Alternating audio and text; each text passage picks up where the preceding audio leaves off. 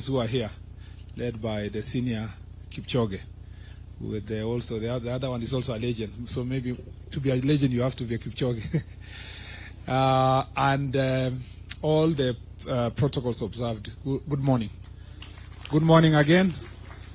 Your Excellency, we are very excited to be here and to be here to celebrate our athletes who have done exploits in the world. I want to congratulate them for doing a fantastic job. There are so many keyboard and social media warriors who know only how to criticize, but they do not know what it means to participate in an Olympics. Not just to win, to participate. I met Sharon when she has just finished. Sharon Lokedi here, marathon. She came number 4, and Paris. I met them at the finishing line. At that point, I think Obiri was being attended to. And you can imagine somebody having done 42 kilometers, you know. I also met Benson, and he was looking like he hadn't started even running, and he had just won a medal. So this is a very difficult task. To be a sports person, we only see the 3 minutes that Faith runs, but we do not see what happens behind the scenes. There is a lot of hard work, waking up in the morning, beating your body, denying yourself food, denying yourself pleasure, denying yourself your family. If you go to training camps, these athletes are sleeping on a very small bed, you know, just like in a dormitory in a school. The sacrifice they make so that they can reach where they are is immense, Your Excellency. I schooled with athletes, and I know what the effort they put. And I want to say, when I say congratulations, we mean it. Congratulations. For you to have even participated in the first place, well done. There are countries, Your Excellency, who do a major celebrations for having qualified to go to Olympics. I mean, to just qualify to be there, so that they say, you know, it's country X and Y.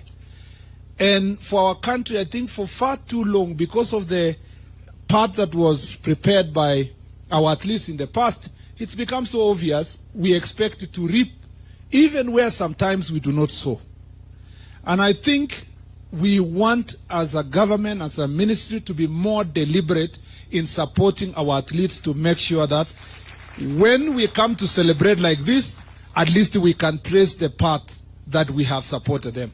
And I know, Your Excellency, you have been very deliberate since you came to office, and you have been very firm to say that the sports fund must continue supporting our athletes and support sports.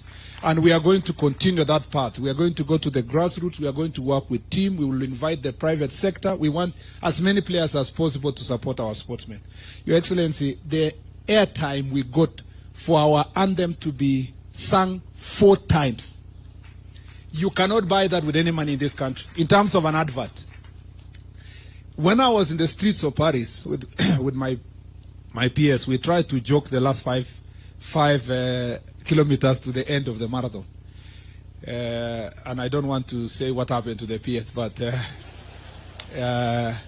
Your Excellency, when I was there, when people see the Kenyan jersey, the uniform with the Kenyan flag, immediately stop you and ask you, where can I buy it?